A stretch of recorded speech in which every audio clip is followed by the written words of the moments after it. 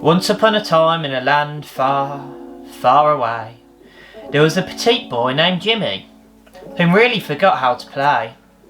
Little Jimmy felt as though he had led himself astray, because in 2019, no progress was made. Over the festive period, Jimmy decided enough was enough. Little Jimmy was determined to make a change, composing a list of annual goals alongside lifetime ones too. Little Jimmy decided to run a full marathon in the hope of discovering a new pursuit. Where you stepped out of heaven, only God knows how you a 10 not a 9 like Rondo. I started running in January earlier this year, and I got to the point where last month in October 2020 I ran my first marathon in sub 3 hours, 2 hours 56 minutes. And I want to make a video, instead of telling you a how-to video, I want to be a little bit more personal and tell you how I exactly got to the point where I am today. So before I start, I don't want you to compare yourself to any of the achievements that I've done in running. You might be running for longer than I have and you think, oh god, I can't run at that pace. Well, let me talk you through exactly how that is. I wasn't completely running from off the couch. So what I mean by that is, before I started running, I still was relatively fit. I was doing Brazilian Jiu-Jitsu 2 days a week, and just as Tom Cruise, rolling around with men that heaven you can be pretty exhausting. Mr. Cruise, come out of the closet. No. I was playing football on the weekend, and I was going to the gym every day in between. And a lot of my fitness workouts that anyone will know if they watch this channel, I tend to work out as a bit more of a Metcon way, or cross lifter if you like. So I'm getting my heart rate up, doing a bit of cardio in between sets rather than just doing basic bodybuilding exercises. That's not really the way that I like to work out, so I like to get my heart rate up when I'm in the gym as well. So I was doing a lot of cardio before I got into running. The reality of it is, I don't think it's too arrogant of me to suggest that it is possible that I could be somewhat of a natural runner. Like, I did used to run in school, and any event above 200 meters, so 400 meters or longer, I would tend to finish within the top 2 or 3 kids in my year. So the top 1% of kids I would be in running. And I never used to train running. I used to play a lot of football, but I wanted to tell you guys that because I don't want you to compare yourself or to compare any of your achievements to any of my achievements in running. All you can do moving forward is compare yourself to yourself and hopefully be inspired by others. But don't let that make you anxious about any of the achievements or lack of achievements that you currently have in running. I'm simply just letting you guys know of my story. Let's get into the video. It's a bit high now actually. So in January, I didn't really know what I was doing. I knew how to run, obviously, but I didn't know how to run in terms of getting the most out of my training sessions to be able to improve my skill set, because I think the biggest thing for when people start running, and my biggest problem was, I didn't know how to improve. Like, I just thought for me to get a certain time, I just need to run at that pace. And I've explained this in previous videos, but you need to split up your runs. For me, I was doing around 4 different types of runs. So I would do threshold runs. What this run is, mimicking the pace you want to set for race day with a warm-up and cool-down either way. These runs would generally just get you used to the pace you want to set. As well as doing threshold runs, I'll do smaller interval runs, which are going to be very, very high intensity but shorter sets. So you're going to be sprinting, for example. So I would do anything from 200 to 400 to 800 meter intervals, even 1 mile intervals with a little rest in between. So I was treating my heart like a muscle, just like you would if you wanted to go to the gym and get better on your bench press. You'd gradually go up in the weight, and you do this in sets rather than just doing all your reps in one big set. It's exactly the same when you're running. I soon worked out that I needed to do these sprints in order to get me running at a certain pace and be more comfortable with it. Being comfortable, feeling uncomfortable. Like, for me, that gets your mindset right as much as any physical exercise you're doing running, because running is just as much mental, in my personal opinion, as it is physical. You need to really prepare your mindset to get your most out of each run you do. And as well as doing these faster paced runs and threshold runs, so I wouldn't really go to pace on any other runs. So it really is true, I soon worked out I had to run slow in order to run fast. People will often say to me, you need to speed up if you want to get that sub 3 hour marathon, and it's just a lack of knowledge, a lack of education really. You can't just go at the pace you want to set every single time, because you're going to get injuries and you're not going to get the most out of your training. Your body's going to be too tired. If I started running at that same pace, the pace I want to set for marathon day every single time I go out, or faster, my body's not going to be able to recover in time. So you need to run slow to run fast, and I'd often do recovery runs, 10-kilometer recovery runs, going at a nice steady and slow pace. And why I was doing this was because it's like does what it says on the tin. It like repairing your body and like activating healthy and good blood flow, so that you're getting oxygen again through your muscles, so that lactic acid is naturally going to go away quicker if I just stopped running. So actually me running more miles would actually improve my recovery. So I do these slower pace runs, which would be at conversational level. What that means is running at a pace that you're really comfortable with, and you can literally have a conversation with someone that you can still talk. So these runs are so important as well. So I'll do long runs, which would be at a conversational pace. I would do faster pace runs, like interval runs, which is an anaerobic style of running. So to get my heart rate really up, make my heart rate like go to like almost maximum RPM, if you like. So kind of around like 180 beats per minute in the intervals. That's what I was aiming for. And then my steadier long runs were anything from like 120 BPM to around 140. And then the pace that I want to run for race day is anything from around 130 to 150 BPM. The slower pace runs want to be at less BPM than that. And like I said, just generally the best gauge to do is just to be a talking pace gauge. And if I'm being completely honest, I didn't used to run with anyone. So when I used to run those long distances, I just kind of got used to like running at the pace, and I was just really comfortable with it. And I could even breathe in and out of my nose at that pace, like when I got better. So like that pace, I didn't need to open my mouth at all. I could breathe in and out my nose clearly, because when I run, I wouldn't breathe in and out of my mouth ideally. I'd get myself in a repetitive cycle of my breathing. So when I ran my marathon, I was running like 2 breaths in. So every 2 steps I'd breathe in twice, and then every 2 steps I would exhale twice, and then I'd switch it up. So every now and again I'd breathe in 3 times and exhale 3 times, just because I felt like I wouldn't get a stitch as easily as I would if I just had a continuous pace. And if I used to breathe in and out of my mouth, I personally found that I'd get stitches easier, and it would activate my core a little bit better, so my core muscles wouldn't slack. And by activating your core, you naturally keep in a nice running posture, so your lower back isn't suffering, because if you start leaning forward, the muscles in your lower back will then like activate a little bit more. So it's really important when you run, which I soon found out I needed to improve my running form. Another style of running that I would do in between, so this would be a recovery day or a slow pace day. So I would run up hills. So when you're running up hills, it activates different muscle groups. Naturally, you're going to be using your hamstrings, your calves and your glutes more than your quads, but you use your quads more when you go downhill. But by using these, like my calves are probably one of my weakest muscle groups when I first started to run. Like I've got those little skinny boy calves.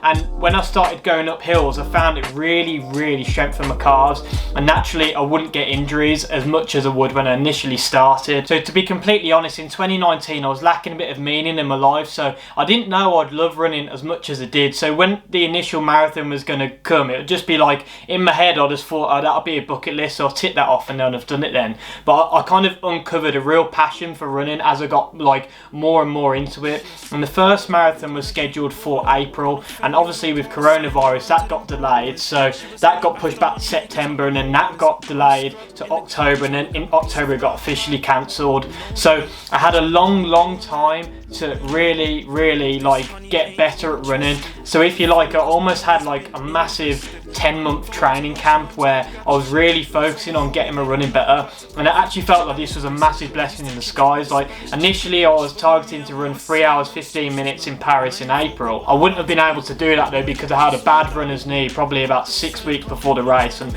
I'd be very surprised if I would have been able to run that whole race and not suffer from my runner's knee. So as well as doing the fast-paced runs, the anaerobic runs, the aerobic running, which is the slower runs, which is like conversational pace, the long runs, which is to get the miles in the legs, which is improves your strength in your legs. So ultimately your legs are going to be more comfortable running at certain distances, they're not going to fatigue, and you're going to have the endurance in your legs, in your muscles. You're improving your heart rate, meaning that you can run at a faster pace and be more comfortable with it. You're strengthening your body so that you can run for longer, you have more endurance. You're doing a recovery run so you can run fast in the coming days, and you're doing those fast-paced runs, which like I said, they're going to make you run faster. And when you put all these things together, you'll be shocked at how much better you can be at running. Like I'm still a little bit shocked I managed to run that time then, but like I really honed in everything. The lockdown probably helped me focus a little bit. I had less distractions. I found that I really enjoyed it the more I got into it. So that leads me to when I was doing these runs,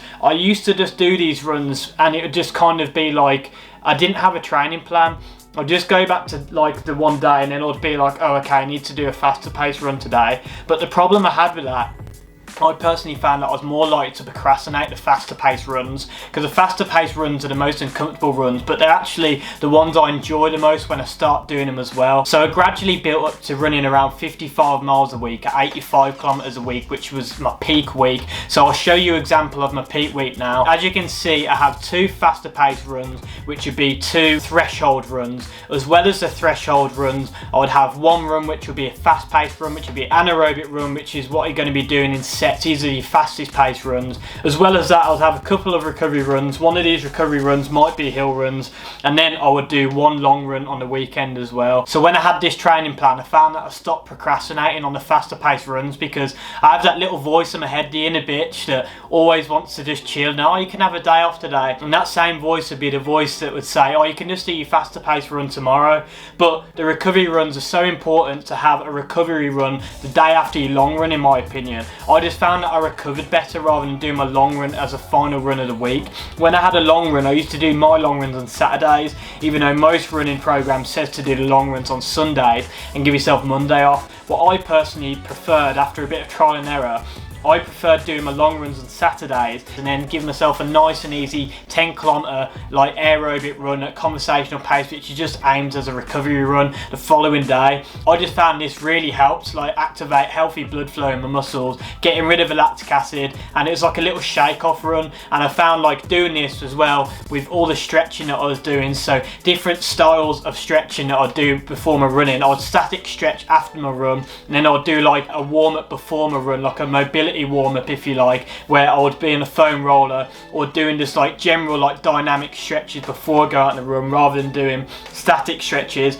I didn't want to hold poses, like I didn't want to form tears in my muscle fibers. By doing these static stretches after, I found like it helped recovery, but I didn't want to do that before my run because I didn't want to form those tears in my muscle fibers. So I was doing dynamic stretching before I went out my run, and this is prevents you from getting injury, which like brings me to my next point, which is the injuries that you get in running. One of the biggest things is to like gradually increase your distance. I couldn't have ran at 85 kilometers a week or just over 50 miles a week running back in January. I would have got injured by doing that. So I really want to emphasize the importance of gradually building up your distance. Like, I'm not going to give you an exact training plan of what I did because I didn't have an exact training plan. It was only kind of really structured towards like the last 10 weeks, last 16 weeks I would say. But by having that training plan, it really prepared me for getting me better at running. And that's really how I got to the point where I was like 3 weeks before the race, where I started to taper off. And the taper period, again, is a really strange period because you're running less, so you build it to the point where like for me, I was running 85 kilometers a week, 50 miles a week, and then once I got to that point, I started to taper off simply to allow my body to recover. A week before my marathon, I was probably only ran like 3 days before my marathon, I think it was. Like I did Monday, Wednesday, Friday, and then I ran my marathon on Sunday. And this week is one of the strangest weeks because this is a week where you're running less, but you have that insecurity of you want to get better at training. But the reality of it is you're not going to be able to get better at training on the same week as your marathon. You're not going to see the progress.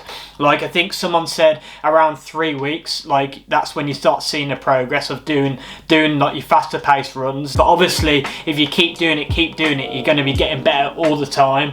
But by doing this 1 week before, you're allowing your body to recover, which is massively important. And the final thing is I was getting my carb loading right, so I was having 5 grams of carbohydrates per pound of body weight 2 days before my run. And this seems like a lot, so that's 750 grams of carbohydrates in 48 hours I consumed, because I only weigh around 150 pounds. So for me to eat that many carbs, like, I found myself being so twitchy like on the night. I had so much like built up energy. I just felt like I was a spring, like coiled and ready to go on race day. Anything that's going to give you that extra edge, like I'm open-minded and trying something, so I would like meditate and do a lot of visualization work. So I'd really visualize myself being uncomfortable, like visualize that part of the race where I'm really okay with feeling uncomfortable. So you might be wondering, what does meditating have to do with running, or what does like any of these things have to do with making yourself a better runner?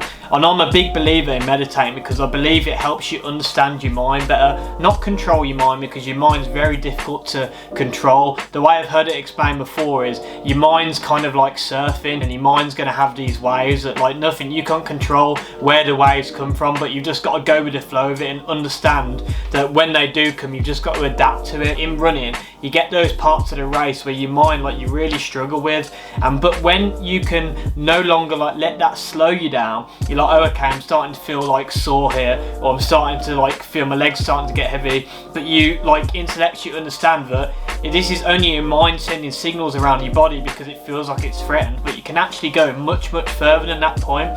So for me, when I was meditating, I was doing an app called the Waking Up app by a guy named Sam Harris, and I think it's a subscription based app, but like the first 10 days are free, I believe. I can't remember exactly, but I was doing this app. It's only like 10 minutes every morning, and what mindfulness is, it's basically helping you bring yourself in the present moment in time. And I know this sounds a bit wishy-washy, people will be like, oh, you know, of course he meditates, like YouTuber, influencer, all these types of things, but I generally, like, I'm telling you what I've done. So I was doing these mindful meditations.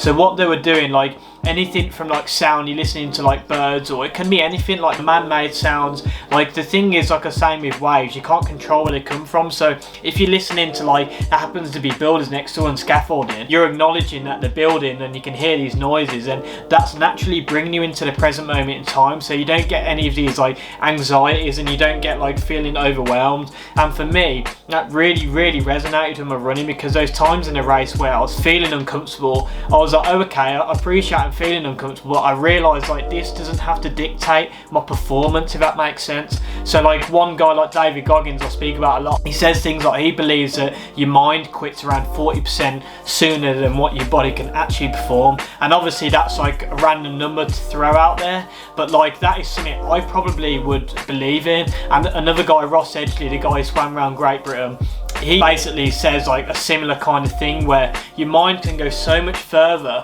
than you actually believe it can. So for me, like doing this meditation and stuff, like it really helps like being able to understand your mind, which is massive for running. It's such a mental battle. Those runs when I want to run, in comparison to those days where I'm not feeling it, my performance is like, the difference in my performance is massive.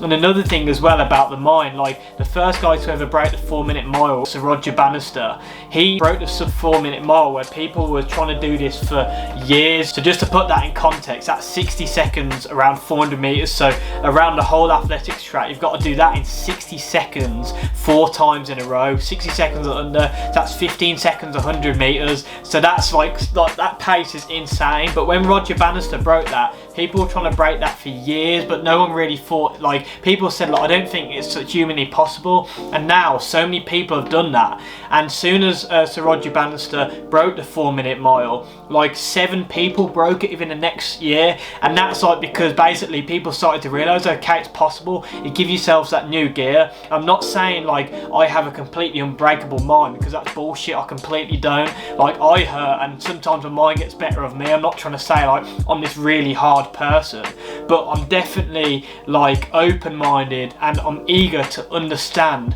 how we can get the best out of our minds. I think it's such an interesting like topic. Like it's so common in marathons for the last mile of people's runs to be the fastest mile, and it's obvious, right? The crowd are cheering you on and you can see the finish line. When you're in the gym and that song comes on that you really like, a massive song, and you can all of a sudden get out another rep, like where does that motivation, if you like, come from? Like I'm absolutely fascinated by this, and I know I've gone on a bit of a tangent, but like this was the type of stuff that I was researching. So I don't want you to just think that I was doing like just physical exercises. Like I really like covered everything. I was eating healthy foods all the time. I was eating enough carbohydrates and enough fat so that I had enough energy to still run the next day. I really found that I ticked every box that I'm currently aware of. There might be a few techniques that I'm not aware of that I'm still going to be open-minded to learn, but I truly believe I did everything I possibly could do. So what I'm saying is, when I was saying you need to work as hard as possible, that doesn't mean to run as fast as possible every time you run. It's just to work as hard and be disciplined. So if you need to run slow and you want to run faster, but in your training plan it says to run slow, go by your training plan. This is one of the hardest bits in running, especially in a taper period when you have that bit of insecurity. Naturally you want to keep going, but you have to have confidence in the plan.